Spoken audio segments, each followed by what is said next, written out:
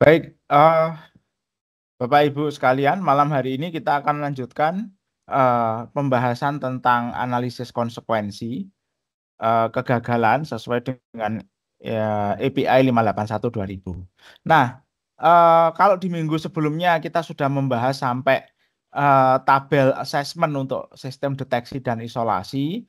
Nah, setelah kita nanti memperoleh rating sistem deteksi dan isolasi, rating ini berdasarkan tabel 7.7 kita gunakan untuk membatasi durasi kebocoran.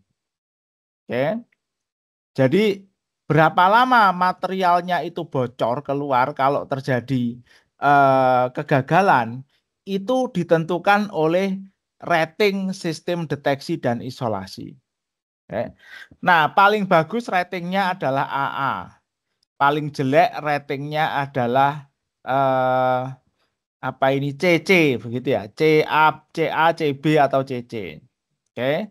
Nah, makin jelek rating sistem deteksi dan isolasi, durasi kebocorannya makin lama dan makin banyak material yang terlepas ke lingkungan sehingga nanti luas area konsekuensinya itu menjadi lebih luas. Ya, logikanya seperti itu. Oke. Nah, eh, kemarin sudah kita bahas bahwa yang ratingnya A itu sistemnya eh, otomatis begitu ya. Jadi sistemnya otomatis, deteksinya juga otomatis, tidak perlu intervensi operator. Nah, sementara yang ratingnya di luar A itu biasanya butuh intervensi dari operator. Nah, mungkin Bapak Ibu sekalian ada yang bertanya, loh Pak, kalau ada intervensi operator, kok bisa ditentukan durasi kebocorannya? Harusnya kan bervariasi. Ya, tingkat kecepatan respon operator itu kan harusnya bervariasi sesuai dengan tingkat kompetensi dan kesiapan operatornya dalam menghadapi bahaya. Betul, tapi di sini dilakukan penyederhanaan karena kalau seperti itu nanti menjadi sangat kompleks, gitu ya. Untuk menentukan kira-kira respon operatornya butuh berapa cepat itu nanti menjadi pekerjaan yang sangat rumit. Oke. Nah, biasanya sekarang yang seperti ini itu nanti di apa ya istilahnya itu dikelola menggunakan konsep safety culture gitu ya. Ada nanti safety maturity level dan seterusnya. Tapi kita tidak akan masuk ke situ. Ya. Nah, kita sederhanakan begitu. Jadi kita sederhanakan, kita seragamkan. Bisa jadi ini nanti kalau di lapangan bisa jadi ya responnya lebih lama sehingga konsekuensinya lebih parah. Bisa jadi juga operatornya lebih tanggap dan sigap sehingga durasinya lebih sedikit. Oke. Nah, ini tapi di sini di tabel 7.7 itu untuk yang kategori B, ya, ini responnya diseragamkan untuk menyederhanakan proses analisis. Oke. Next. Nah, setelah kita mengetahui release duration dan sebelumnya kita menghitung release rate dan release mass, setelah itu langkah selanjutnya adalah kita menghitung atau mengestimasi konsekuensinya. Nah, yang pertama akan kita bahas adalah konsekuensi kebakaran atau ledakan. Oke. Nah, oke. API 581 membatasi diri ke 6 jenis kejadian ikutan yang bisa terjadi ketika ada kebocoran fluida yang sifatnya flammable atau mudah terbakar. Oke. Yang pertama nama kejadiannya adalah safe dispersion, penyebaran aman. Kalau terjadi safe dispersion tidak ada konsekuensinya. Oke. Nah, tapi tidak ada konsekuensi kebakaran, tapi mungkin ada konsekuensi lingkungan. Jadi fluidanya bocor keluar, kalau cairan nanti bocornya banyak, luber kemana-mana sampai melewati batas dari pabrik. Oke. Tapi tidak ada penyalaan atau ignition kalau safe dispersion. Oke. Nah, yang kedua itu namanya jet fire. Jet fire itu apa? Terjadi ketika aliran kebocoran, gitu ya. Ini agak aliran kebocorannya melaju keluar dengan kecepatan tinggi dan kemudian terbakar. Eh, Mungkin kalau Bapak Ibu pernah lihat apa ya? Las ini ya, las yang pakai gas itu kan ya. Itu kan apinya membentuk seperti apa ya istilahnya itu seperti konus gitu ya. Nah, itu yang namanya jet fire itu kurang lebih mirip seperti itu. Meskipun tidak secepat itu ya gitu ya, tidak secepat itu dan tidak sebersih itu. Tapi apinya itu menyembur searah atau bergerak searah dengan arah aliran kebocoran. Oke. Nah, kejadian selanjutnya adalah explosions atau ledakan. Ini yang biasanya nanti disebut dengan vapor cloud explosion, gitu ya.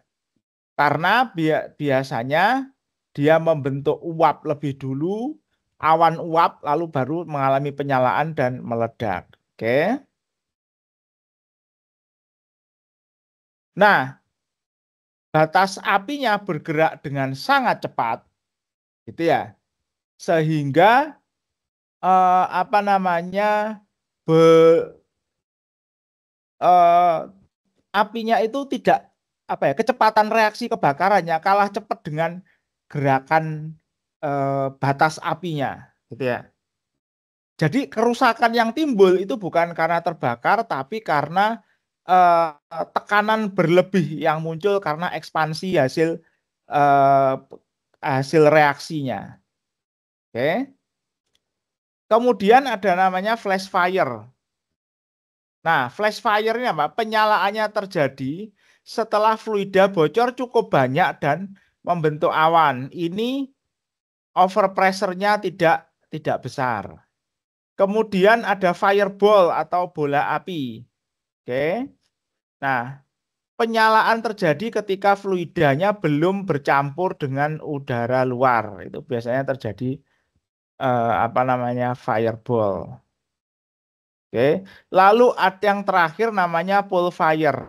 Itu kalau fase fluidanya setelah keluar, bocor keluar itu berupa cairan. Jadi dia membentuk genangan, lalu genangannya itu terbakar. Itu yang namanya pool fire. Oke. Nah, ini adalah event tree atau pohon kejadian untuk tipe kebocoran yang sifatnya itu mendadak. Mendadak itu apa? Instantaneous. Jadi bocornya itu tipenya instantaneous. Nah, saya tambah ya.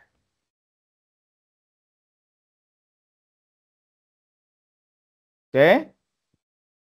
Nah, kalau fase akhirnya berupa gas, maka nanti kemungkinannya ada dua, terjadi ignition atau penyalaan.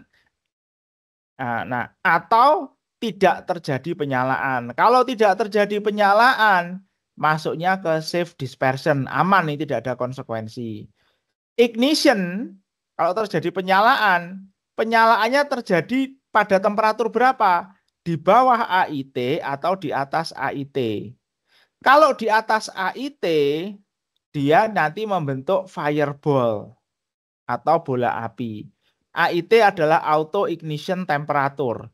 Kalau dia di bawah AIT, nanti kita cek dia penyalaannya itu di awal kebocoran atau sudah terlambat, sudah membentuk awan uap yang besar. Kalau penyalaannya terjadi apa namanya pada di awal-awal setelah kebocoran, dia membentuk fireball. Tapi kalau sudah terjadi uap, terjadi awan uap, dia bisa flash fire atau bisa VCE. VCE singkatan dari vapor cloud explosion atau ledakan awan uap begitu ya. Nah, apa yang menentukan percabangan ini dia naik atau turun, ini yang atas atau yang bawah? yang menentukan adalah probability. Jadi Bapak Ibu sekalian, ini sebenarnya di masing-masing cabang ini ada nilai probability-nya. Oke. Nah, jadi ini ada nilai probability-nya. Berapa probability-nya shift dispersion itu ada. Nanti bisa dicek di API 581 tabelnya ada. Tapi tabel ini tidak saya taruh di dalam apa namanya PPT gitu ya. Nah, kalau Bapak Ibu sekalian cek nanti ada mulai dari apa namanya tabel 712 ya. Oke, ini ada spesifik event probabilities untuk setiap fluidanya. Ini tidak saya cantumkan. Nah, kalau ada Bapak Ibu yang tesisnya tentang resiko kebakaran gitu ya. Nanti waktu menganalisis inventory, kalau fluidanya itu mirip, misalkan bahan bakar, hidrokarbon, nah nanti bisa menggunakan nilai probabilitas yang ada di tabel ini. Oke. Nah, kalau kita lihat tadi ignition no ignition. Nah, kalau dilihat ini apa namanya untuk final state liquid gitu ya, C6 C8 ignition probability-nya 1. Berarti ini nggak ada safe dispersion, pasti terbakar kalau ignition probability 1. Nah, kalau kita lihat yang final state gas ini ignition-nya 0,7 C1 sampai C12. Artinya apa? Kemungkinan tidak terbakarnya cuma 0,3, artinya lebih dominan dia mengalami penyalaan. Oke. Nah, kalau kita lihat yang mengalami ignition itu jet fire-nya 0,7, yang lain 0 gitu. Ini untuk continuous release ya. Oke, yang instantaneous belakangan. Nah, seperti ini. Nah, ini yang instantaneous. Oke, kalau liquid ini penyalaannya 0,7. 0,7 jadi fireball, 0,9 jadi fireball. Oke. Nah, artinya apa? Ini 0,3%-nya dia tidak nyala gitu ya. Jadi kalau ada 100 kejadian kebocoran, maka sekitar 70 kejadian itu mengalami penyalaan. Bacanya begitu, Bapak. Dari 70 kejadian itu semuanya membentuk fireball. Ah, kurang lebih begitu. Oke. Membacanya seperti itu. Oke. Nah, kalau continuous release agak sedikit beda. Kalau continuous release ya, ini tadi yang instantaneous. Nah, oke, kita masuk dulu di sininya, continuous release. Ini instantaneous, kita continuous gitu ya, sorry. Continuous. Kalau continuous bagaimana? Oh, sorry, sebentar. Saya belum membahas. Nah, kalau liquid cuma ada pool fire gitu ya, sama safe dispersion. Ya, kalau yang instantaneous. Nah, kalau ini continuous, nah yang liquid itu nanti nyabang, dia bisa pool fire, bisa jet fire. Kenapa? Karena kalau continuous, laju bocornya itu jalan terus, Bapak Ibu.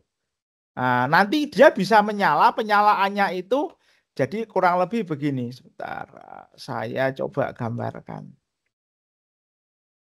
Jadi misalkan ya, kalau ini saya punya semacam tangki begini, nah dia bocor. Kalau continuous, ini bocornya tidak terlalu cepat. Misalkan di sini membentuk pool, dia mengalami penyalaan, nanti apinya bisa merambat sampai ke lubang bocor sehingga dia kemudian membentuk flash fire atau jet fire. Sorry, membentuk jet fire. Semburan api begitu ya, jet fire itu ya. Lebih enaknya begitu.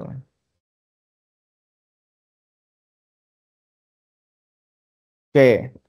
Jadi ini bisa pool fire, bisa jet fire. Nah, tergantung dari probability-nya. Oke, bisa pool fire, bisa jet fire. Kalau setelah bocor itu fasenya gas, sama ya, setelah kalau nyalanya di atas temperaturnya di atas auto ignition temperatur, dia menjadi jet fire. Kalau di bawah tergantung late ignition atau early ignition. Early ignition dia jet fire. Kalau late ignition dia flash fire atau vapor cloud explosion.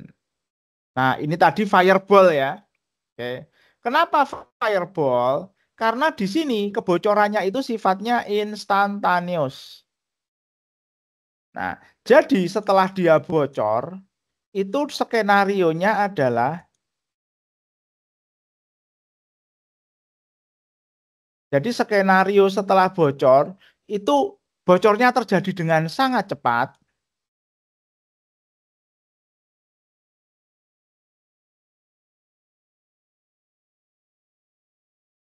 Ya.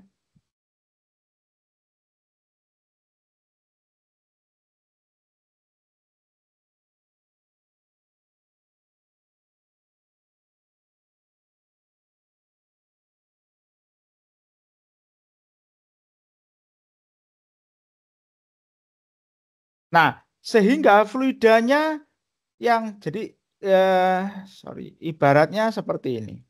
Nah, jadi misalkan saya punya tangki, nah, dia bocor di sini, kebocorannya terjadi sangat cepat. Sehingga fluida yang bocor terlepas, dia membentuk awan di sini. Nah, awan ini yang kemudian mengalami penyalaan. Kalau penyalaannya itu early, jadi dia belum terlalu bercampur dengan udara, terjadilah fireball. Kalau penyalaannya itu agak lambat, gitu ya, bisa vapor cloud explosion, bisa flash fire. Nah, ini kapan dia eh, apa namanya? Nah, ini tadi ya, ini yang final state-nya liquid. Ignition-nya 0,1 sama 0,05, 0,02. Artinya apa? Hanya 10% dia akan terbakar dari 100 kejadian. Dan 10 kali terbakar gitu ya. Oke, dan ini lebih kecil lagi. Artinya apa? Ini lebih besar kemungkinannya tidak terbakar kalau bocornya itu berupa cairan.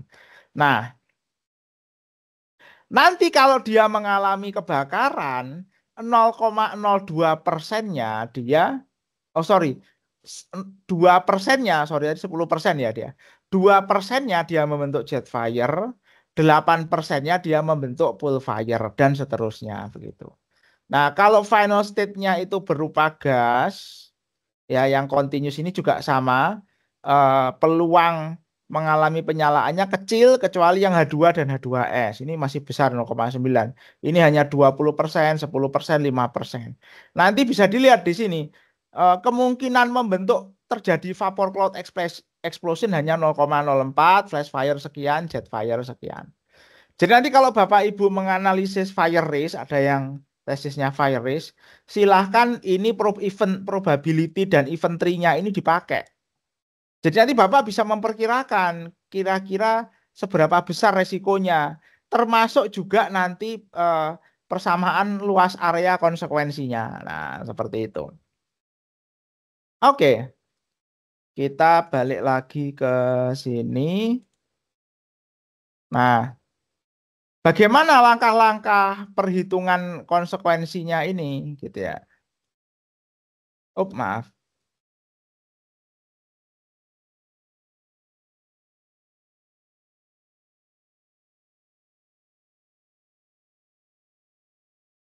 Oke, bagaimana langkah estimasinya ini?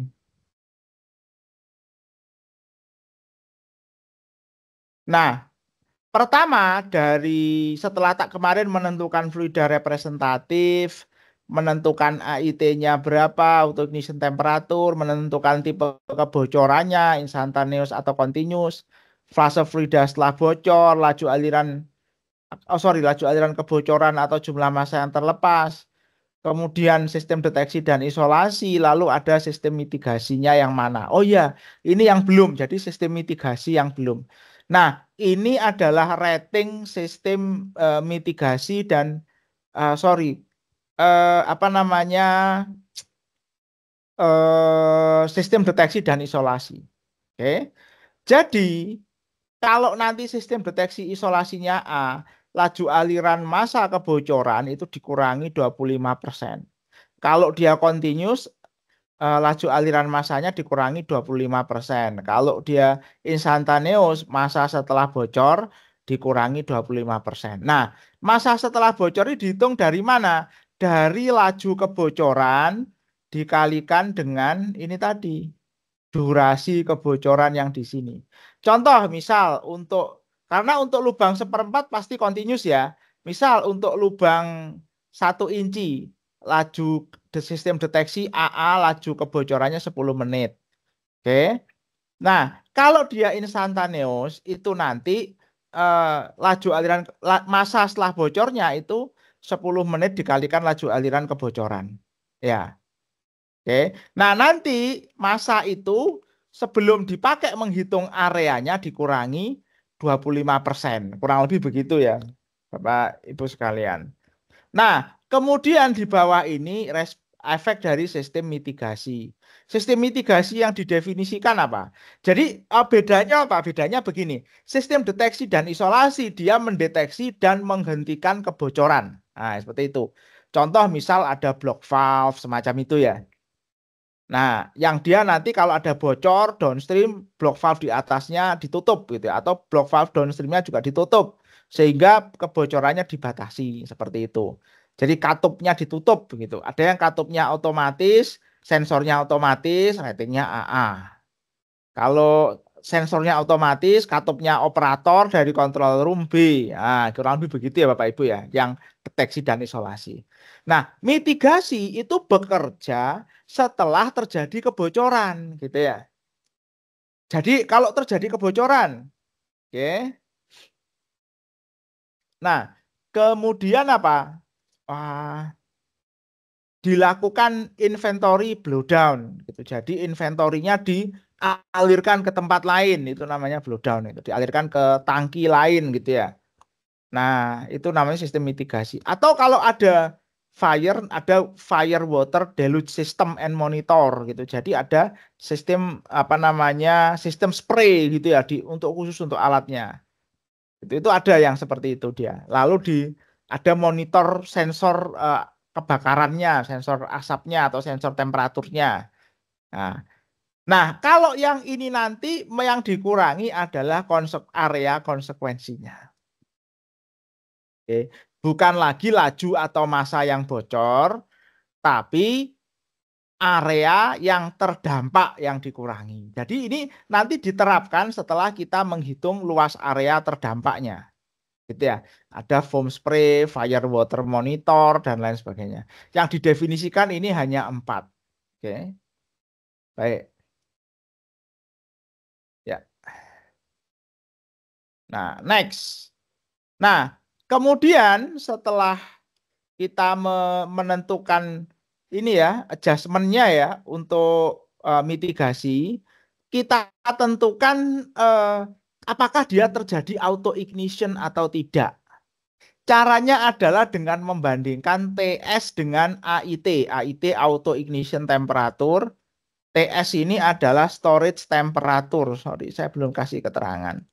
Nah, harusnya saya kasih keterangan di sini. TS adalah temperatur kerja atau penyimpanan fluida di dalam alat. Nah, di dalam peralatan. Oke. Jadi begini acuannya. Kalau temperatur kerja atau temperatur penyimpanan itu lebih dari AIT ditambah 80 Fahrenheit, dia dianggap cenderung mengalami auto ignition atau penyalaan sendiri. Kalau temperatur penyimpanannya di bawah AIT plus 80, dianggap tidak terjadi auto ignition. Oke? Jadi kriterianya seperti itu. Nah, nanti setelah kita menentukan AIT di sebelumnya, nanti kita cek gitu ya. Makanya kita butuh data temperatur dan tekanan operasi untuk menentukan seperti ini. Nah, setelah itu nanti kita dapat kombinasi. Kombinasinya apa? Tipenya continuous release atau instantaneous. Nah, lalu dia auto ignition likely atau not likely, cenderung auto ignition atau tidak cenderung auto ignition. Nanti kita bisa cek tabel yang bersesuaian antara tabel 78 sampai tabel 711. Oke. Ya, saya mohon izin saya minum dulu.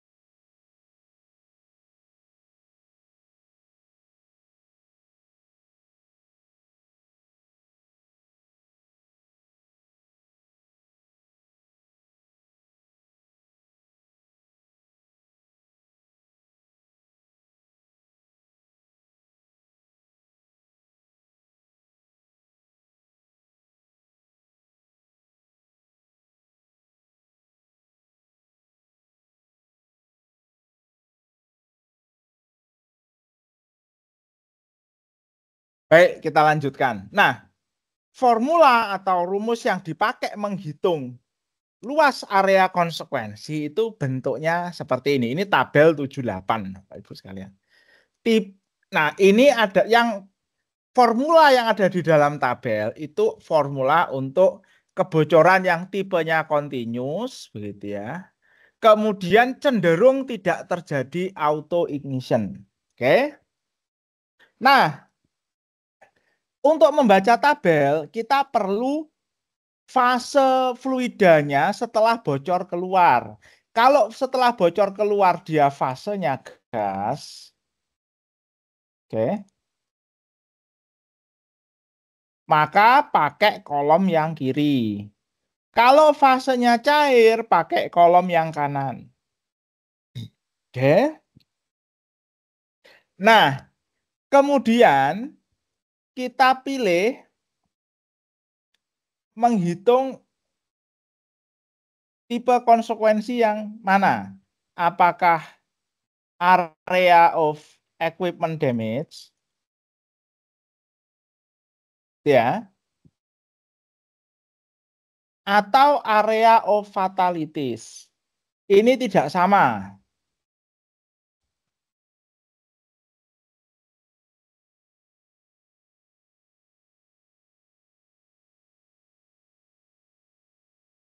Oke. Jadi area of equipment damage ini adalah luas area di mana peralatannya terpengaruh oleh eh, kejadian setelah bocor. Oke, entah itu apa namanya kebakaran, entah itu ledakan.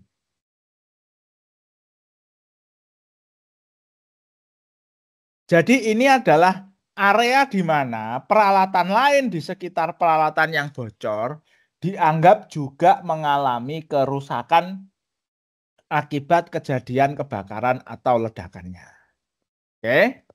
Nah, kalau area of fatalities ini area di mana dianggap bahwa jika ada pekerja di dalamnya, pekerja itu akan terpapar bahaya yang bisa menyebabkan kematian. Oke. Nah, kita pilih yang mana? Ya, jawabannya adalah dua-duanya harus dihitung, baik area of equipment damage maupun area of fatalities. Karena nanti kita akan gunakan konsekuensi yang paling berat, gitu ya, worst case-nya.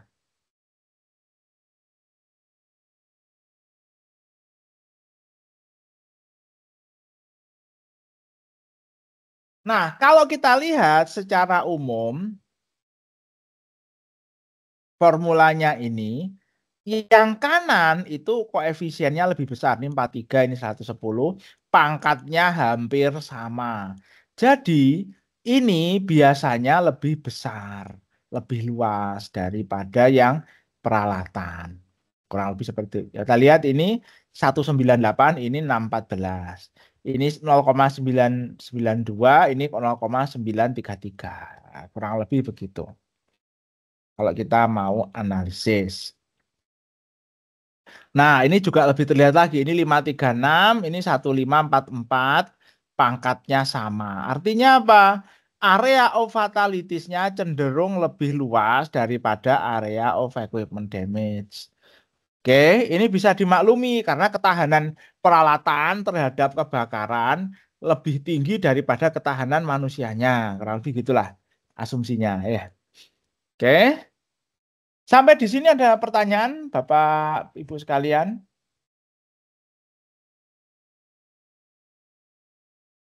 Pak Burniadi tanya Pak, Oke, silahkan.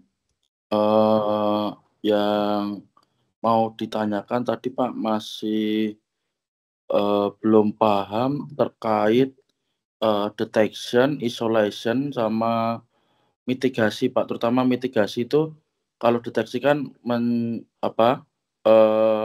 kebocoran. Kalau Betul, isolasi kan menghentikannya. Mitigasi itu betul. jadi seperti root cause-nya gitu ya Pak ya, atau gimana? Oh, bukan. Ya. Jadi misalkan begini, mitigasi itu untuk mengurangi keparahan, gitu Pak. Makanya kalau dilihat di tabel sistem mitigasi ini ada fire water dilute system, fire water monitor, foam spray. Nah, fire water monitor ini kan ada sensor kebakaran dan ada fire waternya, baik itu bisa apa namanya sprinkle atau yang lain lah gitu ya. Nah, kalau dilute system itu kalau tidak salah itu seperti tirai gitu ya, dia seperti membatasi gitu ya supaya apinya tidak semburan air gitu ya, seperti yang membatasi supaya apinya itu tidak menyebar. Nah, kurang lebih begitu, Pak. Nah, kalau foam spray ya kita tahu ya, foam ini kan untuk memadamkan. Nah, kurang lebih begitu. Oh, Jadi ini baik, Pak. seperti sistem pemadam gitu ya.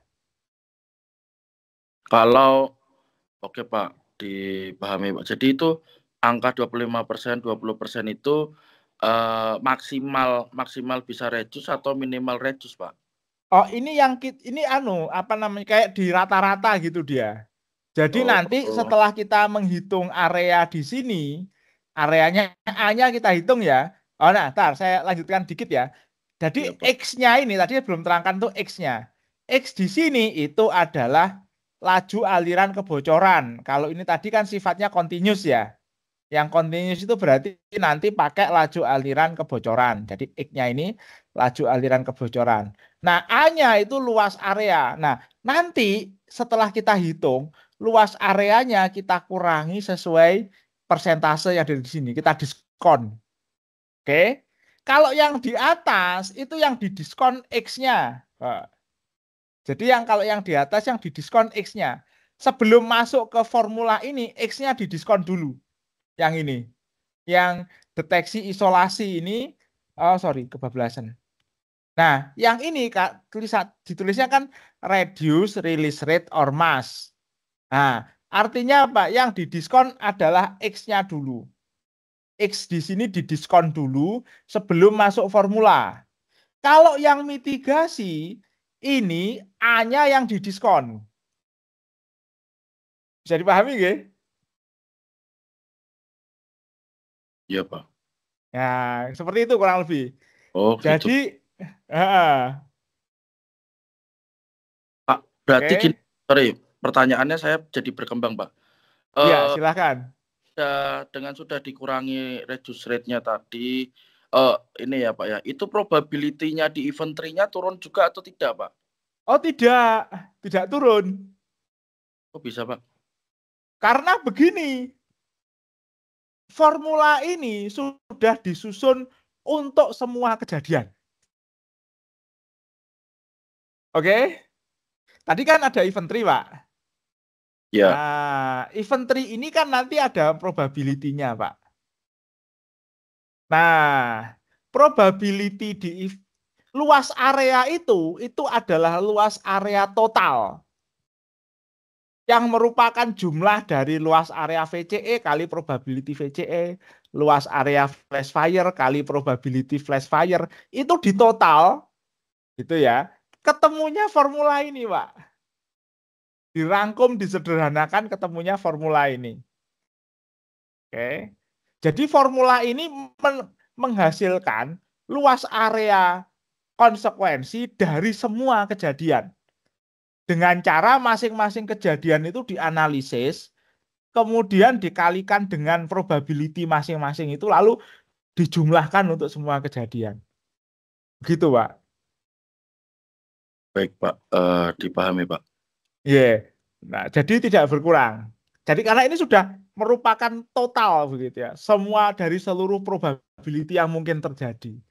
Nah, siapa yang membuat ini? Yang membuat ya komite API yang bertanggung jawab terhadap standar ini. Mereka yang sudah melakukan apa ya, amal jariah untuk menyusun formula ini. Itu. Jadi kita ketemu formulanya, tinggal formulanya sederhana aja, tinggal eksponensial gini ya. Nah, sesuatu kali X kali pangkat sesuatu lah gitu. Oke. Nah, tapi mereka sebenarnya analisisnya sangat rumit begitu.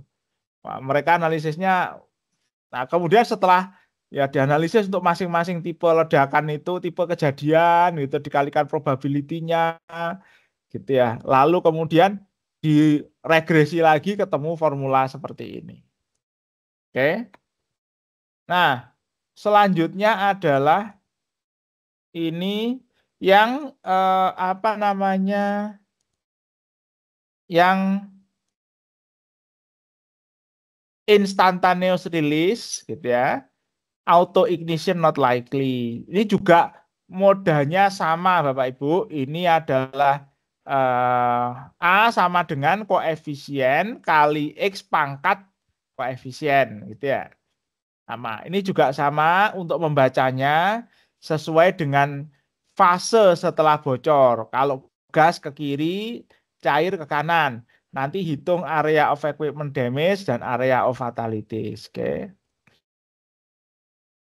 Nah, Bapak Ibu sekalian, ini yang menarik dari sini kalau kita lihat, ini C1 sampai C4 final phase liquid kosong. Kenapa? Ya karena ini metana sampai apa namanya, metana, etana, kemudian pentana sama apa ya, C4 itu butana ya. Itu dianggap dia tidak akan bersifat berfase cair kalau bocor gitu ya. Sama juga dengan yang yang C13 sampai C25, C25 plus. Yang rantai karbon panjang ini yang bahan bakar berat-berat ini ya.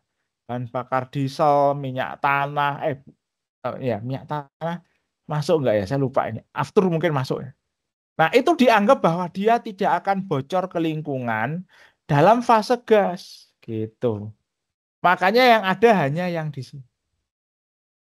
Demikian pula hidrogen, H2S, dan lain sebagainya ini.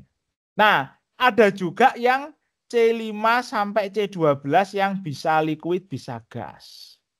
Oke, C5 ini sampai C8 ini LPG, Bapak Ibu. Kurang lebih ya, C5 sampai C8 ini LPG. Ya, ini bisa liquid, bisa gas. Oke. Nah, di sini juga sama yang auto ignition likely. Jadi ini untuk yang cenderung mengalami auto ignition. Kalau kita lihat ini koefisiennya ini kan ordernya puluhan ya Bapak. Bapak Ibu sekalian, ini ordernya satuan dan puluhan. Yang auto ignition not likely. Tapi kalau yang auto ignition likely ordernya ratusan. Ribuan bahkan. Artinya apa? Luas area konsekuensinya itu lebih berat yang auto ignition likely. Jadi kalau temperaturnya lebih tinggi dari temperatur auto ignition, itu biasanya konsekuensinya lebih berat atau lebih luas daripada yang cenderung tidak mengalami penyalaan sendiri atau auto ignition. Oke. Next, ini 7 sebentar 78, 79, 710. Ini yang tipenya continuous release. Nah, auto ignition likely gitu ya. Sorry, bentar. Kok aneh? Oh iya, betul. Ini continuous release auto ignition likely ya. Ini yang instantaneous release auto ignition likely. Nah, kalau kita lihat yang ini jauh lebih besar lagi koefisiennya. Artinya apa? Paling berat konsekuensinya kalau kebocorannya itu tiba-tiba mendadak gitu ya. Yang material yang bocor keluar jumlahnya sangat banyak dan dia cenderung mengalami auto ignition. Nah, ini yang paling berat konsekuensinya. Ah. Oh, tapi ada juga pengecualian. Nah, ini sebentar, kok agak aneh ya. Nah, saya cek dulu. Sebentar. Oh iya, ini agak ada anomali untuk C apa namanya C9, C12 sampai C25 plus. Ini jauh lebih kecil gitu ya konsekuensinya. Oke. Nah, ini unik. Kenapa? Karena yang ini kalau bocor keluar cenderung terjadi fasenya cair gitu ya.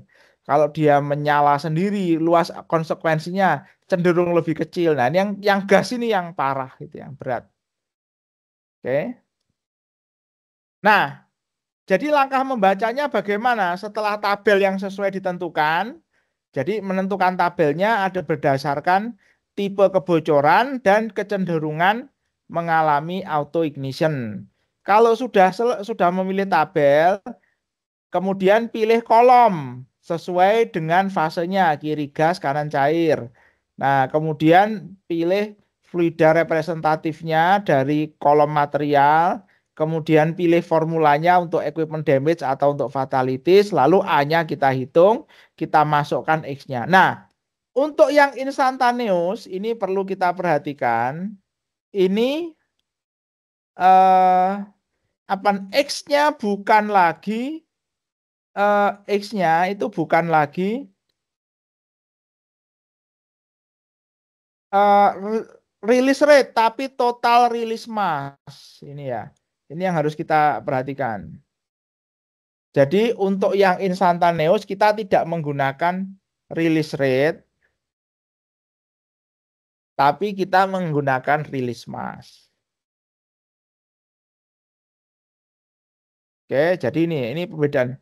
Sayang ini tulisnya di catatan kaki ya, agak kecil ya. Jadi kadang lewat dari perhatian kita. Nah, kalau yang tadi di depan itu,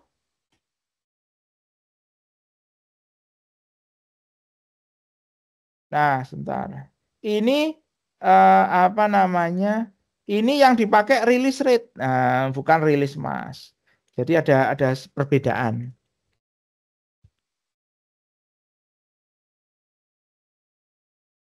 Oke, next. Lalu pilih formula yang sesuai berdasarkan tipe fluida representatifnya. Oke. Kemudian X-nya kita ganti dengan laju aliran massa kalau continuous. Jumlah massa yang bocor kalau instantaneous, lalu hitung area konsekuensinya. Nah, kemudian setelah kita hitung areanya, ini kita diskon tadi. Kita diskon sesuai dengan tabel. Sebentar. Kita diskon sesuai dengan tabel 7.16. Di sini ini. Oke. Ini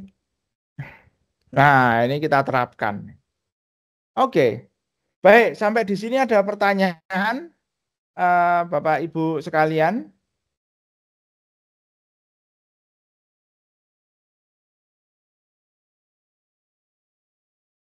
Minta tolong Pak sampai 100. Izin Pak. Oke, silakan Pak Raffi. Iya, Pak. Ketika kita tadi membahas masalah mitigasi dari sebuah mungkin kebocoran kejadian itu dalam penjelasannya dan langkah konkretnya itu seperti apa Pak di sini? Kalau di analisis resiko, ya gini Pak, kalau di analisis resiko itu kita tidak berbicara prosedur manajemen Pak di sini Pak, belum. Jadi SOP kita belum masuk ke situ Pak. Kita bicara kalau di keselamatan proses seperti ini kita bicara sistemnya apa di situ, nah gitu. Kita belum bicara manusianya, gitu Pak. Oke nggih. Kira-kira bisa dipahami nggih. Jadi kita belum masuk ke sana. Nah, kapan masuk bicara tentang manusianya? Bicara tentang manusianya begini, Pak. Nah, kita kembali ke sini ke perhitungan analisis resiko yang kemarin. Nah, sebentar, cek. Saya tampilkan. Moga-moga ada ini. Oh, ini nih di sini. Nah, begini, Pak. Sebentar. Nah, equipment. Nah, nanti faktor manusia itu masuknya di sini, Pak, di perhitungan probability, Pak. Nanti ada namanya FM, ini faktor manajemen. Di sini nih nanti. Sementara kita belum masuk ke sana, kita masih masuk di konsekuensinya. Gitu, Pak. Oke. Jadi kita belum sampai masuk ke situ. Ya.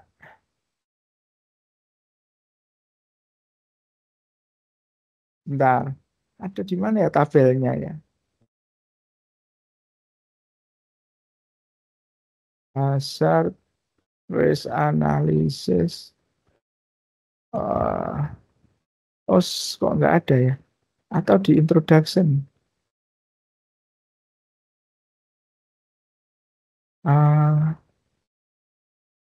Sebentar, saya kayaknya, nggak ada juga.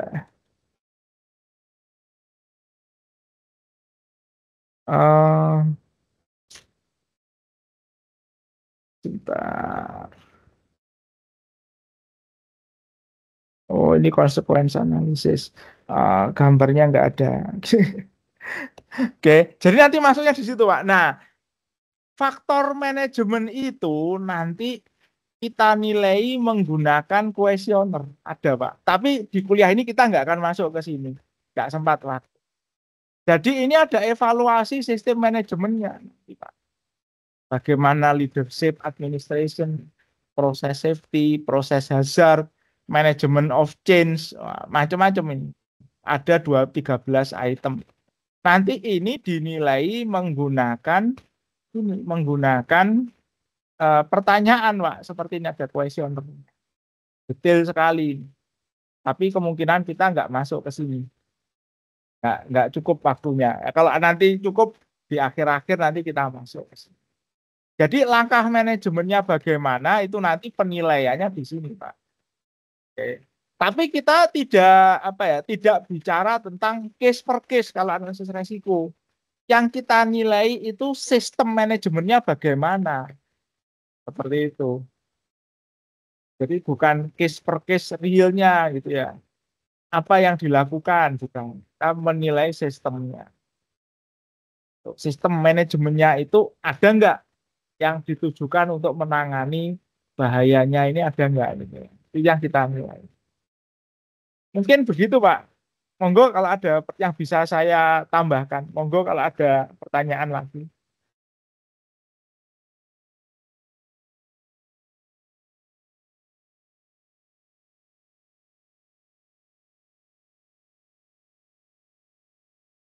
Silahkan.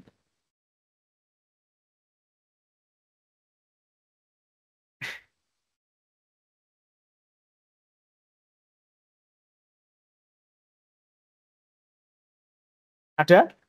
Tidak ada? Oke. Baik.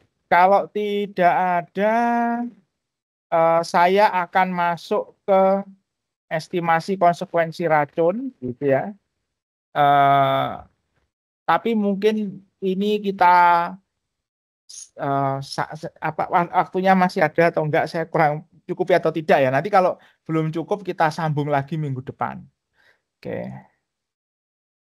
Nah, jadi Bapak Ibu sekalian, selain dari fluida yang bisa terbakar, API 581 juga menyediakan metode untuk menghitung konsekuensi dari fluida yang sifatnya beracun.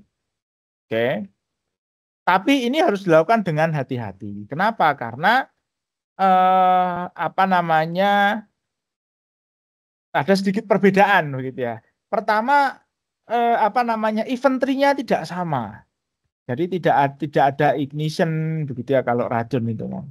Kemudian tingkat keracunan itu tergantung pada konsentrasi dari fluidanya setelah bocor. Oke. Nah, kita coba masuk dulu ya. Nah, apa saja fluida beracun yang dicakup oleh API 581? Nah, ternyata tidak banyak, hanya ada 5. 5 ini pun yang satu nanti unik gitu ya. Yang pertama adalah hidrogen fluoride ya, atau asam fluoride HF. Oke. Mungkin Bapak Ibu ada yang ikuti berita akhir-akhir ini itu ada gugatan hukum di Amerika yang dimenangkan oleh jaringan anti fluoride gitu ya. Karena fluoride ini ditengarai memang beracun, dan seperti kita ketahui fluoride itu sehari-hari kita kita gunakan ya. Mungkin juga terkonsumsi, itu ada di pasta gigi. Hati-hati. Jadi di Amerika itu ada satu kelompok gitu ya, semacam LSM, semacam gerakan. Mereka menuntut dibolehkannya penggunaan fluoride di air minum atau kemudian juga di pasta gigi dan lain-lain. Nah, ini mereka baru memenangkan gugatan di pengadilan, saya lupa ya.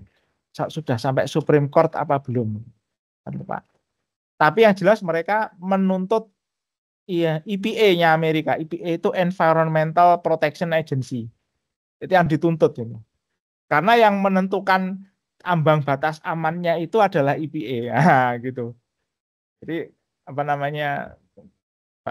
nah, fluoride itu kalau terkonsumsi itu efek paling kentaranya itu kalau meskipun jumlahnya kecil ya, itu di anak-anak itu. Kata kelompok ini itu mengurangi atau menghambat pertumbuhan otak atau pertumbuhan kecerdasannya anak.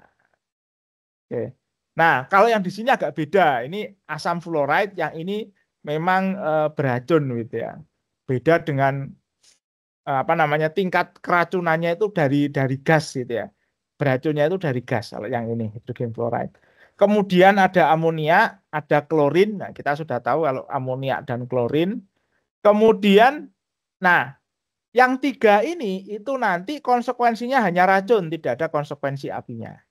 Nah, kemudian ada yang unik, itu ada H2S. H2S ini konsekuensinya ada 2, racun dan api. Jadi kalau nanti fluida kerjanya ada yang H2S, itu kita harus aware bahwa di sini itu juga ada H2S di sini.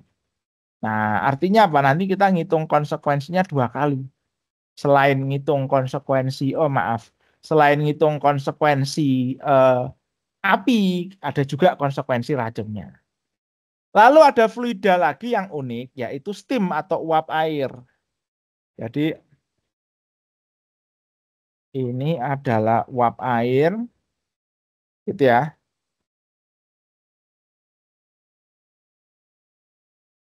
Bertemperatur tinggi. Nah, ini steam ini tidak menyebabkan kerusakan pada peralatan karena tidak terbakar, tapi hanya menyebabkan luka pada personil karena temperaturnya yang tinggi. Dia juga nggak terbakar. Jadi nanti seperti menimbulkan luka melepuh gitu ya. Mungkin kalau tinggi sekali bisa bisa meninggal juga gitu ya. Tapi secara umum dia hanya menimbulkan luka gitu ya, atau injury pada personil. Oke. Nah, ketika kita memperkirakan konsekuensi bertemperatur, sorry kurang R. Oke. Nah, ketika kita menghitung konsekuensi racun, kita harus memperhatikan ambang batas berbahayanya. Namanya IDLH, ya, immediately dangerous to life or health. Jadi ada batas konsentrasi minimum di mana kalau dia berada di bawah itu dia tidak berbahaya, dianggap tidak berbahaya dalam jangka pendek, gitu ya. Bukan jangka panjang ya, ya beda lagi nanti. Jadi dalam jangka pendek dia tidak membahayakan. Oke. Nah, kalau HF itu konsentrasinya 30 ppm, H2S 300 ppm, NH3 atau amoniak 300 ppm, klorinnya 30 ppm. Nah, mungkin Bapak Ibu ada yang latar belakangnya bukan dari teknik, jadi ini ada catatan ya. Mungkin dengan satuan ppm ini kurang familiar. ppm itu singkatan dari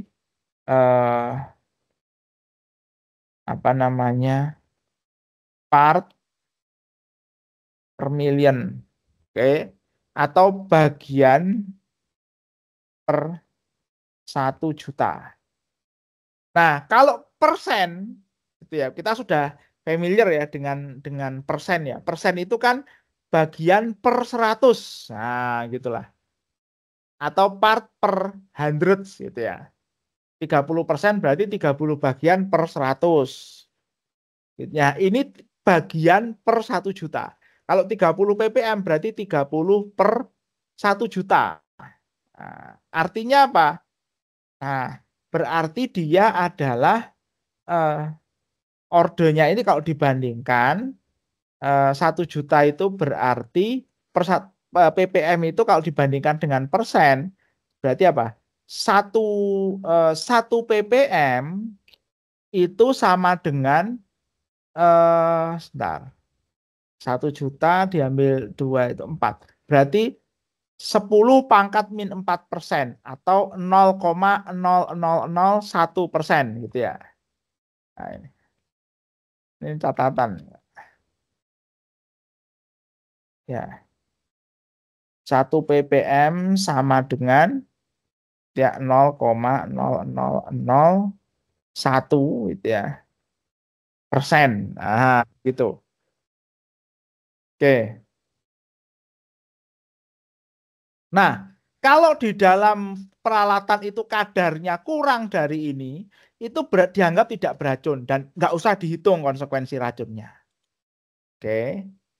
Nah, kemudian begini, ini ada beberapa aturan yang berbeda-beda untuk fluida yang berbeda. Nah, untuk hidrogen fluoride atau HF, ini dia biasanya itu tersimpan dalam bentuk cairan di dalam peralatan. Nah, jadi nanti bahayanya itu ditimbulkan ketika dia bocor keluar dan bocorannya itu berubah menjadi awan uap beracun. Nah, awan uap beracunnya itu bisa terjadi karena flashing. Flashing itu bagaimana? Flashing itu begini, seperti kita seperti semprotan seperti semprotan injeksi bahan bakar itu di mesin. Injeksi bahan bakar itu kan injektor bahan bakar di mesin itu kan nyemprotin bahan bakar cair bensin, tapi ketika disemprot dia jadi kayak uap gitu ya. Mirip seperti itu flashing itu. Contohnya apa ya? Mungkin Bapak Ibu pernah lihat semprotan ini ya. Semprotan hand sanitizer itu ya. Tapi keluarnya lebih kecil lagi sudah menjadi uap gitu kurang lebih gitu. Lebih kecil lagi butirannya, jauh lebih kecil kemudian dia jadi uap. Nah, biasanya itu terjadi kalau lubangnya kecil, lalu tekanan di dalamnya tinggi. Dia bisa flashing. Atau dia tumpah keluarnya berupa cairan, kemudian kena panas matahari gitu ya. Dia nguap, lalu di atas tumpahan itu terbentuk awan. Oke. Nah, bagaimana menghitung ini yang HF-nya? Jadi karena dia biasanya disimpan dalam bentuk cairan, kita gunakan laju aliran kebocoran untuk cairan. Kan kemarin ada laju aliran formulanya ada untuk cairan, ada untuk gas. Jadi untuk HF gunakan untuk cairan. Kalau nanti cairannya itu berupa campuran lebih dari satu komponen, itu kita hitung dulu laju aliran kebocoran totalnya untuk seluruh untuk gabungan itu campurannya, baru nanti kita kalikan dengan fraksi massa. Fraksi massa itu adalah persen massa. Jadi massa HF-nya itu berapa persen dibanding massa campuran. Itu nanti kita pakai untuk mengkoreksi laju aliran kebocorannya gitu ya. Oke. Kemudian next ini adalah hidrogen sulfit atau asam sulfat. Sorry, asam sulfida 2S.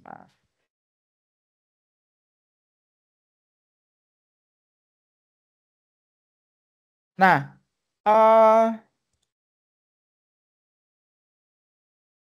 asam sulfida ini normal boiling point-nya rendah.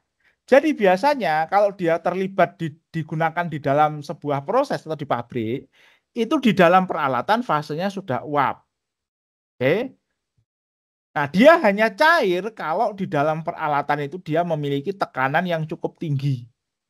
Nah, tapi meskipun dia cair, ketika dia bocor keluar karena tekanan udara luarnya lebih rendah, dia biasanya langsung flashing jadi uap lagi. Oke. Nah, oleh karena itu nanti menghitung laju aliran kebocorannya tergantung fase di dalam peralatan. Kalau di dalam peralatannya cair, kita pakai formula untuk kebocoran cairan. Kalau fasenya uap, kita gunakan formula laju kebocoran untuk yang gas. Kurang lebih begitu.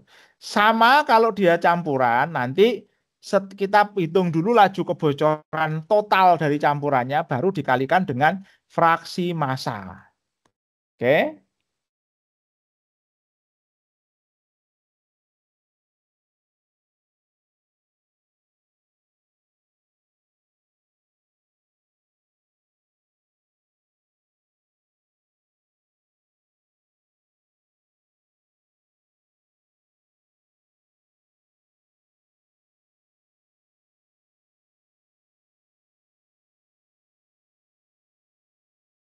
Ya,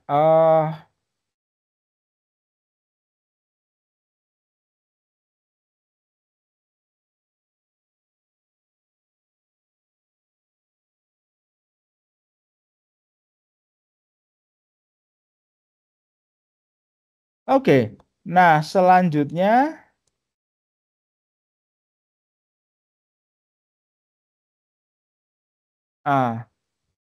kita masuk ke durasi kebocoran. Oke. Nah, jadi karena tidak ada penyalaan dan karena tingkat bahayanya itu tergantung konsentrasi dari bahan beracun di udara, maka durasi kebocoran ini penting. Gitu ya. Oke.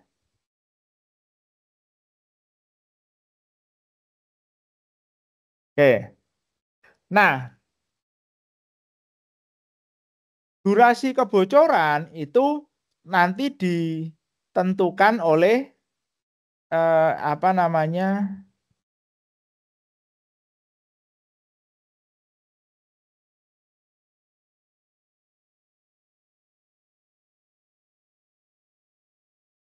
inventory fluida di dalam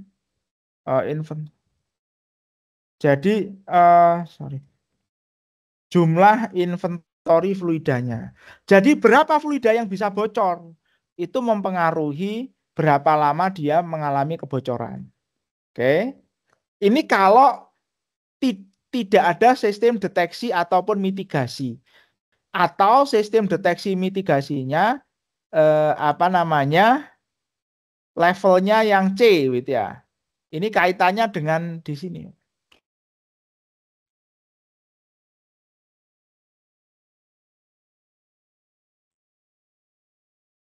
Nah, ini kan ada ini ya. no adjustment to consequences, reduce relate risk or mass. Nah, ini kalau CC tidak ada adjustment. Oke. Kalau ini CC, sorry, tidak ada adjustment. Terus di sini di tabel sebentar. Di tabel ini, nah ini durasi kebocorannya berbeda. Makin ke sini makin panjang, sampai 40 atau 21 jam atau 60 menit gitu ya kalau CC. Nah, kurang lebih begitu. Jadi ini durasi kebocorannya pertama dipengaruhi oleh jumlah inventory. Oke, kalau inventorinya sedikit ya durasi kebocorannya pada dasarnya pendek. Kalau inventorinya besar, durasi kebocorannya lebih lama. Itu kalau tipe rilisnya continuous ya. Lalu yang kedua sistem deteksi dan isolasi seperti yang kita bahas tadi. Oke. Jadi apa namanya? Ini dua hal yang harus kita perhatikan. Oke.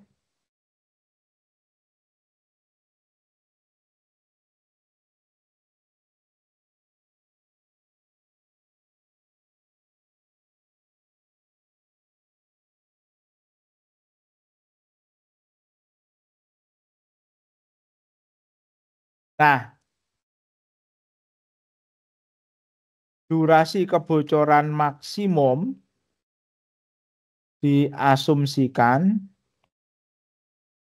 sama dengan 60 menit atau 1 jam. Oke. Nah,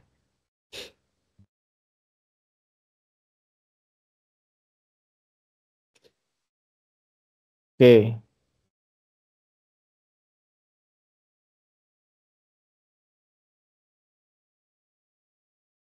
Oleh karena itu durasi kebocoran ditentukan sebagai minimum dari 60 menit. Mana yang lebih pendek ya? Kemudian jumlah masa inventory gitu ya dibagi release rate. Nanti ketemu waktunya gitu ya. Jadi ini masanya berapa kilogram atau berapa ton dibagi dengan laju kebocoran. Nanti akan ketemu berapa lama. Nah, kemudian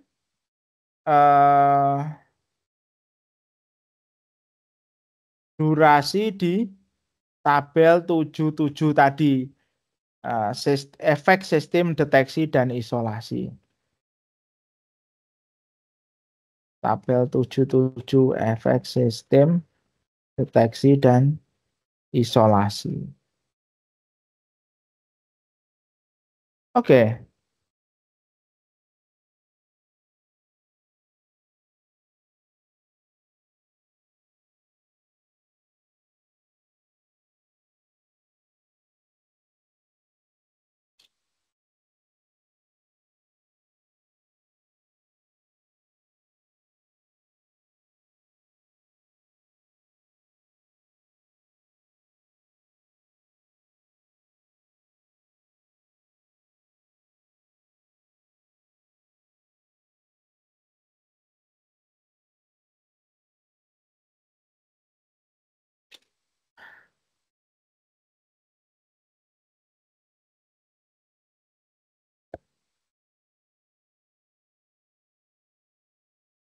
Oke.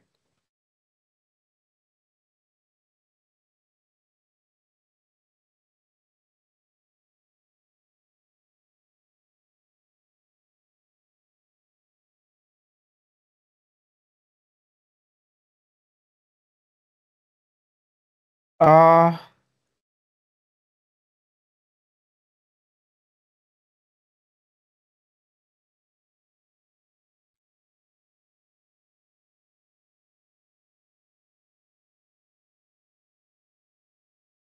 Kemudian next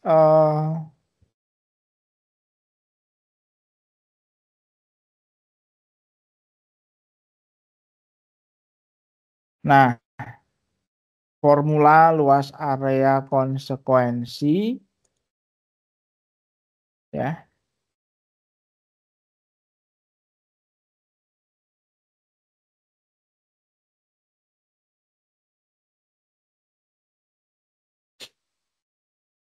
Sebentar.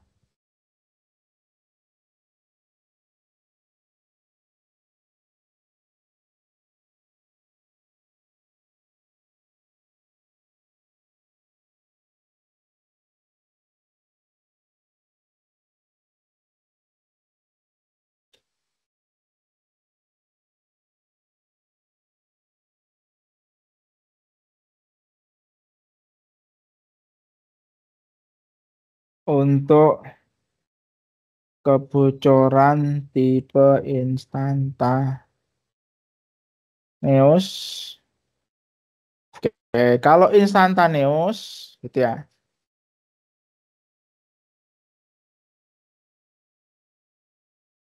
Amonia atau NH3 dan klorin atau Cl. Nah, ini formulanya adalah A sama dengan sebentar, saya benar. Oke.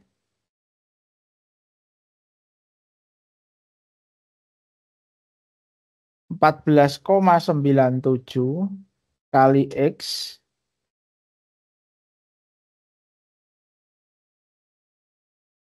pangkat 1,177.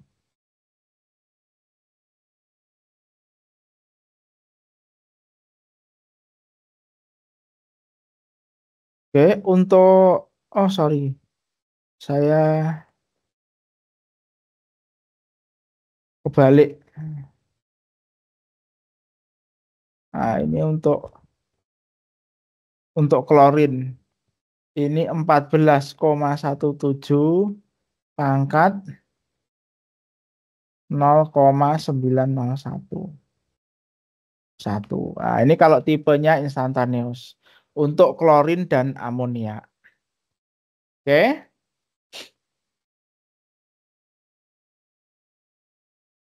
Untuk NH3 dan Cl.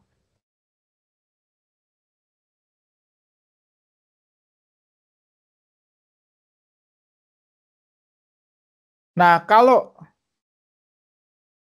kebocorannya itu tipenya continuous, gitu ya.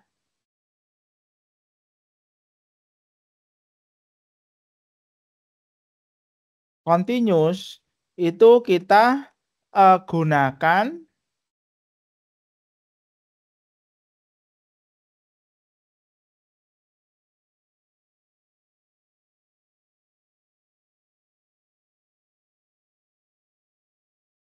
formula yang ada di tabel 7.17. Oke, sebentar. Ini saya pecah. Ini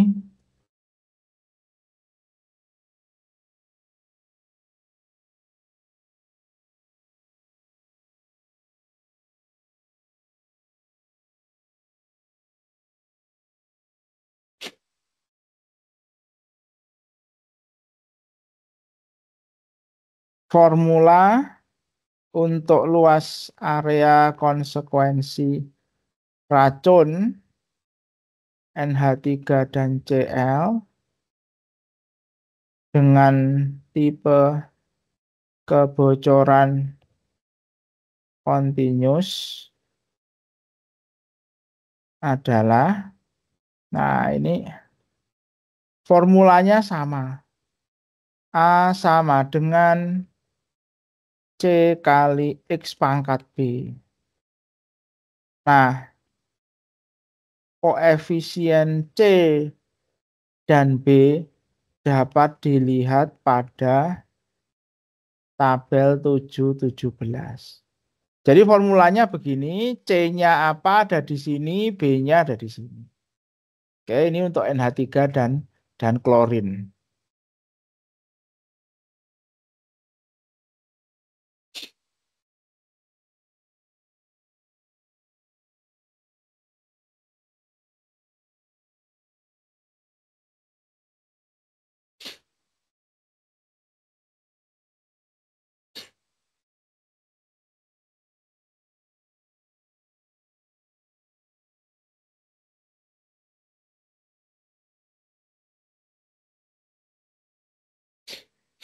Oke.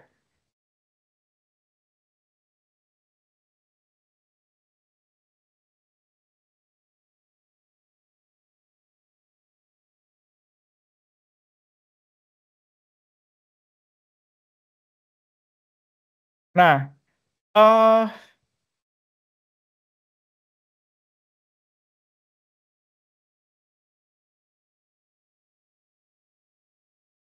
amonia klorin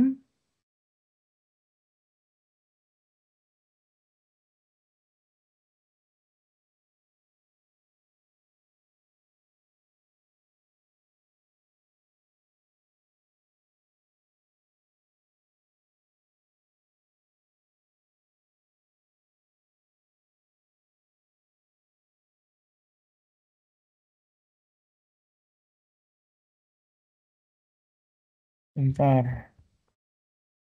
Nah, sayangnya di 581 2000 itu yang untuk HF itu tidak ada formulanya, tapi hanya diberikan berupa grafik ini H2S dan HF.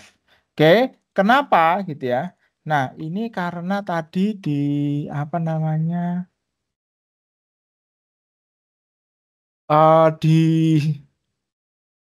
Di sini H2S-nya sudah ada.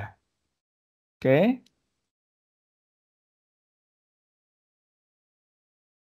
Bentar.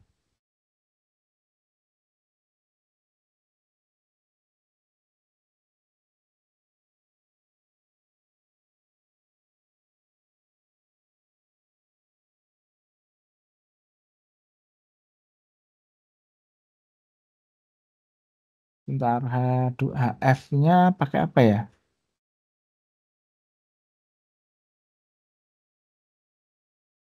Sebentar, ini yang saya agak lupa. Kita cek dulu ya. Saya lupa ini di representatif fluid ada nggak ya HF-nya? Oh, sebenarnya ada. Tapi sayangnya formulanya tidak ada di yang edisi 2000 ya.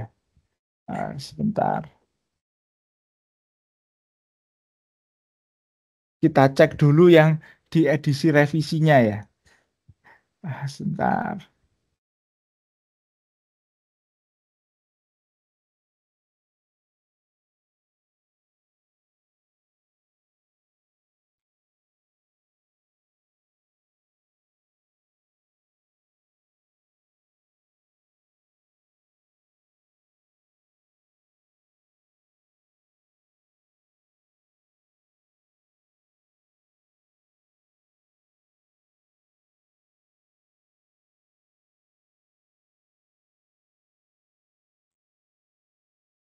Oh, nggak ada juga ini Steam.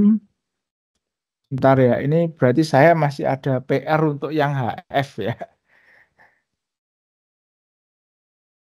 Bentar. Ah, di sini tadi nggak ada ya.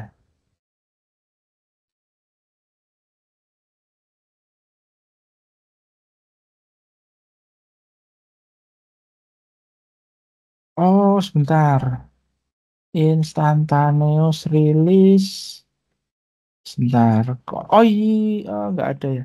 Continuous release. Sebentar, ini instantaneous release. Instantaneous release. Hmm, sayang ini nggak ada ya HF-nya. Hmm,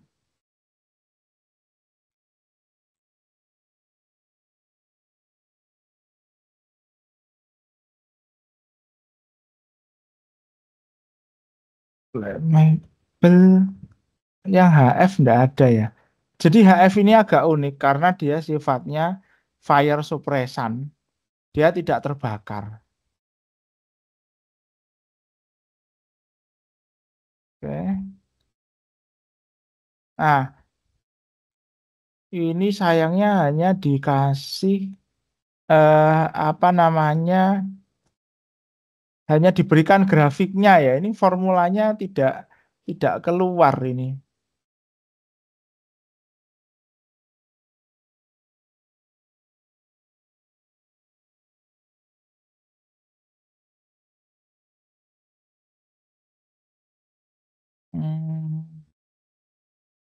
HF-nya tidak keluar.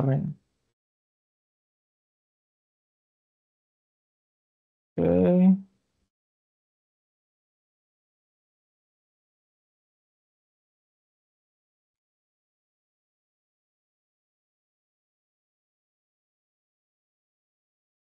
Ya, ini. Nah, sementara saya kasih gambar aja ya. Ini sebenarnya gambarnya bisa kita regresi sebenarnya.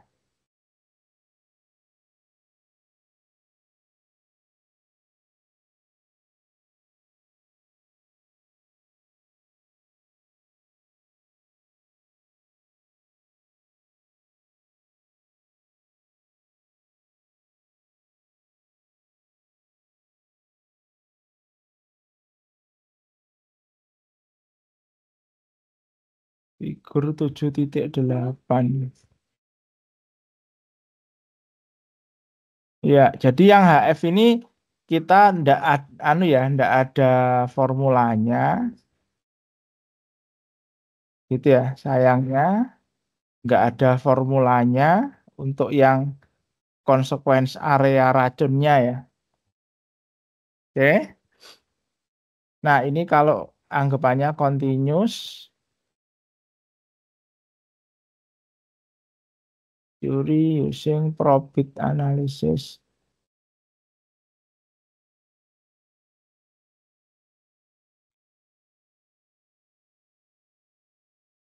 Ellipse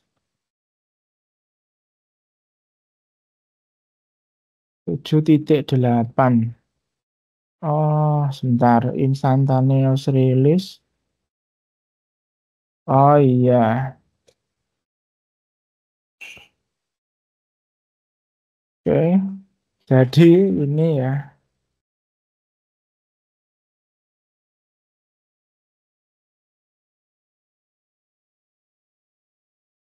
Ini bukan formula tapi grafik ya.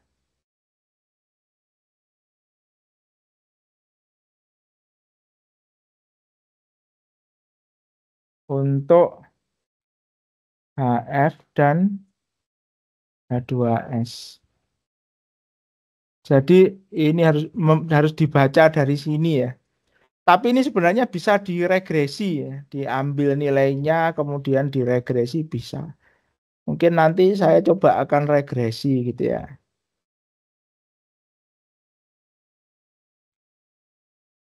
Nanti akan saya coba regresi mungkin.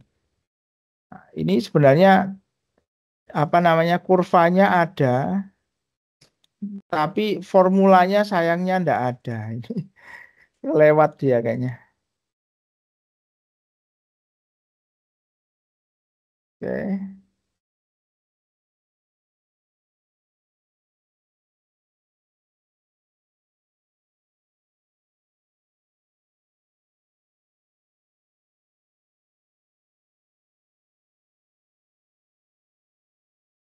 Tipe. Nah, yang continuous itu ada di sini untuk H2S, ini untuk HF. Oke.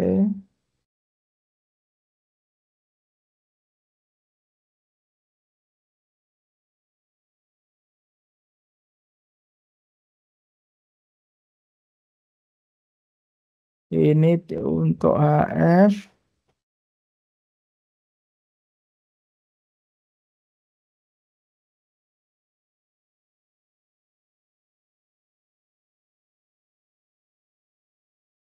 Jadi yang untuk instantane seperti ini ya Bapak Ibu.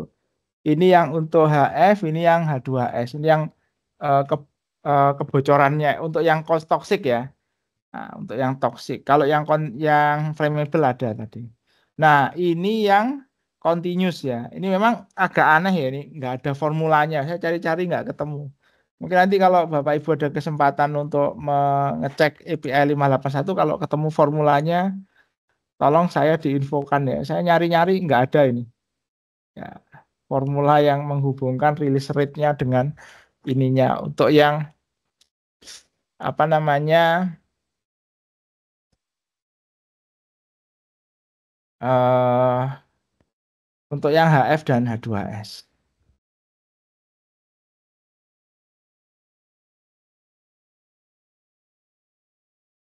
Oke. Ini untuk kaustik dan asam gitu ya, cairan asam dan kaustik. Oke.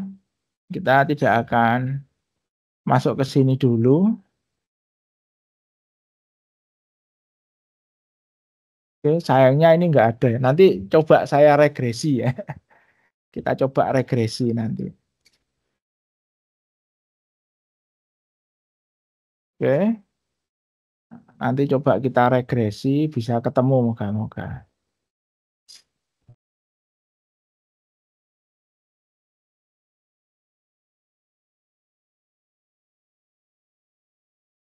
Rilis di sini kok enggak ada ya.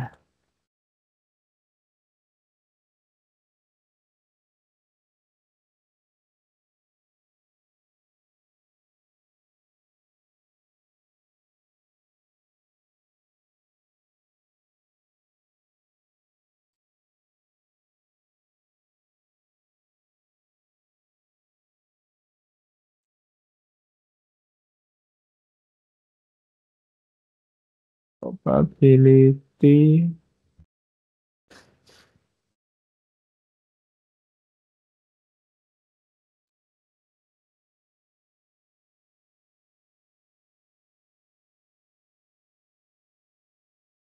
bahwa ini sudah tangki ya. Harusnya ada di level 1 ini.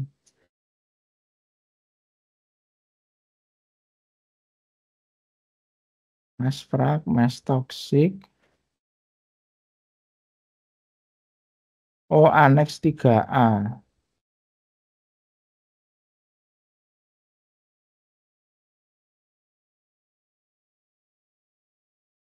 Sebentar.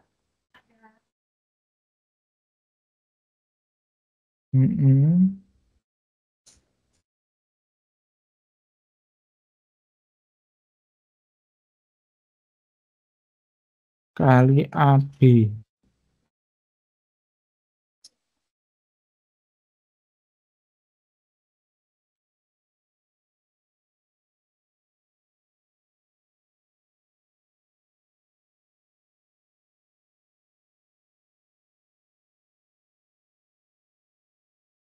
Tabel 511.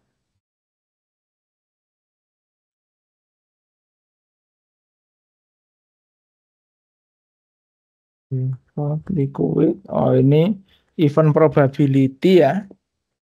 Sebentar.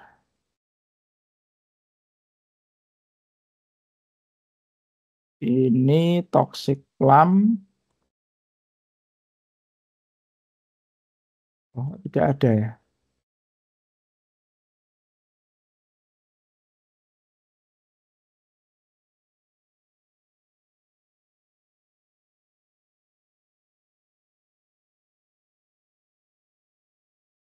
Oh, tidak ada.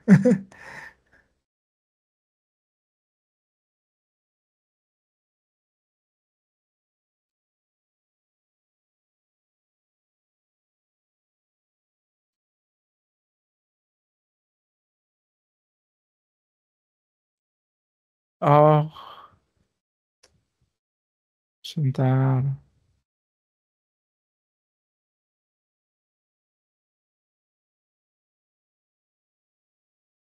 Oh, ini. Oh iya, ini AX pangkat B claimable consequence. Oh iya, sebentar. Ini durationnya 5, 10, 20, 40, 60. Nah, ini ada di sini nih. Oke. Nah, di yang revisi ada. Nah, formulanya. Ini lebih lengkap ya. Klorin, amoniak saya cek dulu. Oh, masih sama koefisiennya ya. Kita bisa pakai ini tabelnya.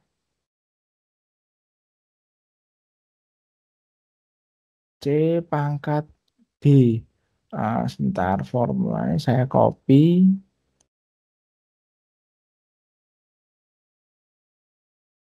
Oke.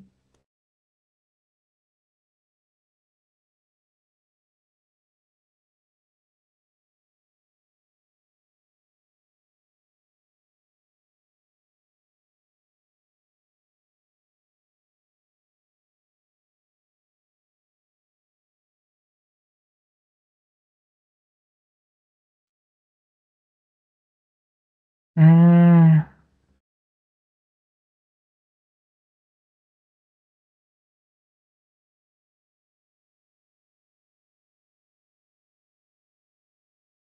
Bentar. Oh, beda ya. Sebentar, kalau ini sama E pangkat F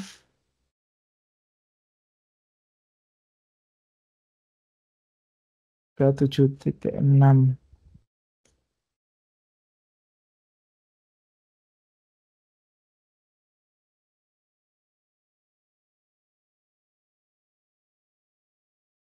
Oke, formulanya agak beda ya. Ini log 10 ya. Yang sama ini ya, E pangkat F ini sama. Oke, sama. Cuma yang HF dan H2S ini memang agak beda. Oke, nanti saya rangkumkan ya ini.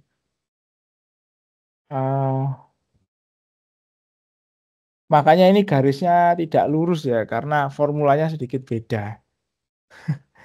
Sebentar, nanti saya cek dulu ya. Nanti saya susulkan di LMS ya.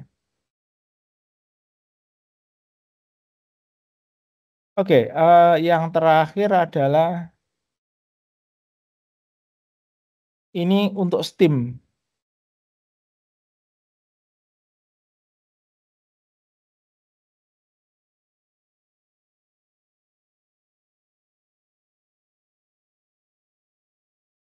Nah, yang steam itu dia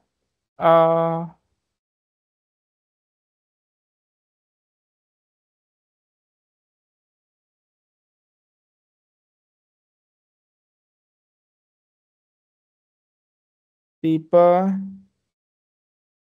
kebocoran continuous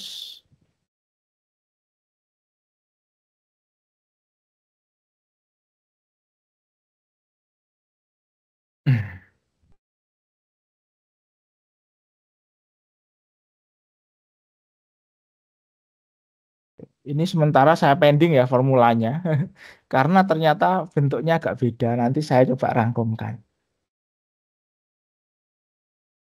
Oke. Jadi untuk steam itu dia sebentar. Nah, kalau dia continuous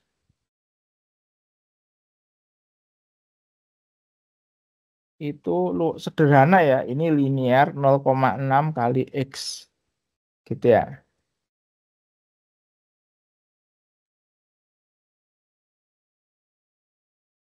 Kalau dia instantaneous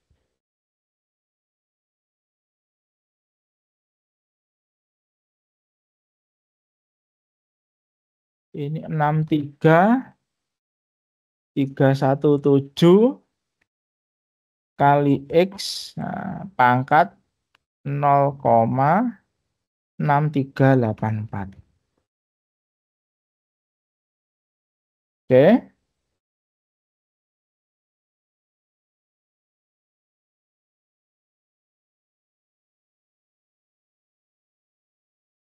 Nah, sebentar, ini catatan ya.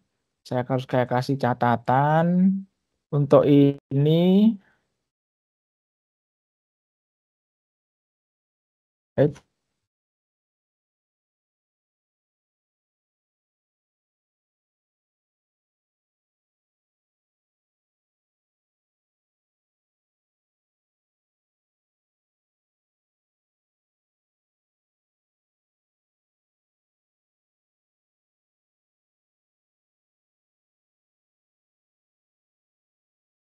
Catatan X adalah laju aliran massa kebocoran dalam, nah ini satuannya sama ya.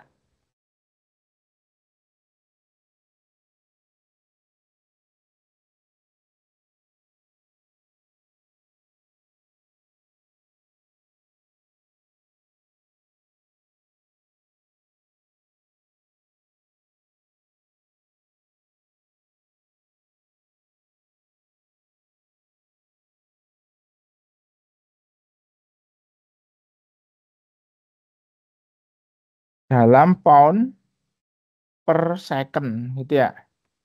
Nah,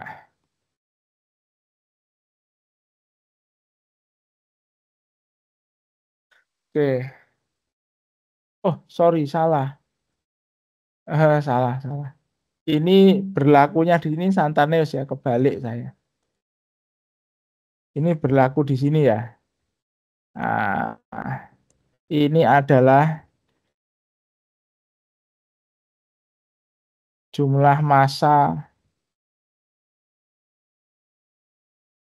yang bocor dalam pound. Oke.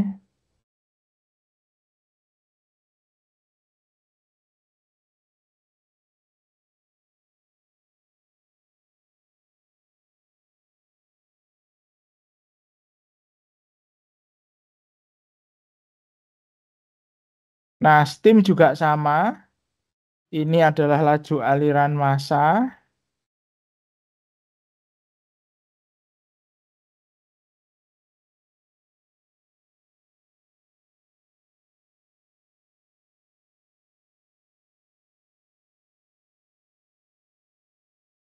adalah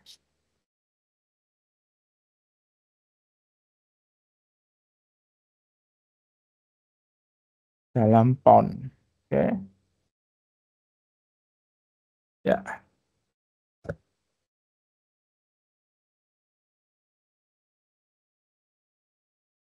Baik, mungkin itu materi pada malam hari ini, Bapak Ibu sekalian. Kita lanjutkan minggu depan. Kita mulai ada contoh analisisnya ya. Mungkin Bapak Ibu sekalian bisa mengikuti sambil nanti kita diskusi studi kasus Bapak Ibu sekalian. Nah, seperti yang saya sampaikan di grup, saya amati masih ada mahasiswa yang belum memasukkan studi kasus. Oke. Nah, tolong yang belum memasukkan studi kasus segera, karena nanti biar kita bisa bersama-sama. Kalau ada kesulitan karena mungkin backgroundnya bukan dari teknik atau bukan dari proses, mohon untuk berkomunikasi dengan saya. Monggo kalau mau japri gitu ya. Nanti kita coba bersama-sama carikan studi kasusnya. Oke. Ada pertanyaan lagi? Silahkan sebelum kita tutup. Izin Pak, mau bertanya saya Pak. Oke, silahkan Pak Fitra. Ini untuk TS tadi itu apa Pak ya? TS Storage temperatur yang auto ignition ya? Iya. Yang auto ignition. Ya, ini. Ini ya. Temperatur kerja atau temperatur penyimpanan. S-nya ini storage. Ya, jadi temperatur kerjanya atau temperatur penyimpanan fluidanya. Oke. Monggo, yang lain ada lagi? Terus kemudian ini Pak terkait dengan yang tugas yang pertama itu Pak. Iya. Itu kan untuk fluidanya, sebentar.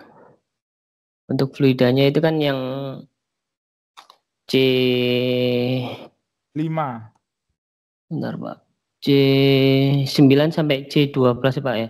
C9 Iya. sampai C12 itu kan kerosin sama apa Diesel. ya? Diesel betul Pak ya. Sama diesel Pak Iya. ya. Nah, ini di sini itu kan jadi satu Pak. Nah kebetulan untuk Betul. di yang kasus saya ini itu kerosin terus sama diesel itu jadi satu gitu Pak. Maksudnya sebenarnya itu untuk kerosin molnya itu 12,7, kemudian untuk dieselnya 12,7. Nah, tapi di tabel yang mana ya? Ini tabel ini ya. Nah, yang di situ kan C9 sampai C12. Nah, itu kan sudah mewakili kerosin, diesel juga Pak ya. Nah, itu kalau dijadikan Betul. satu gitu gimana Pak? Ya Boleh memang Pak ya? jadikan satu aja. Ya emang gitu, sederhanakan. Oh gitu Pak ya, siap. Jadikan satu. Baik. Oke Pak, terima kasih Pak. Oke, ada lagi?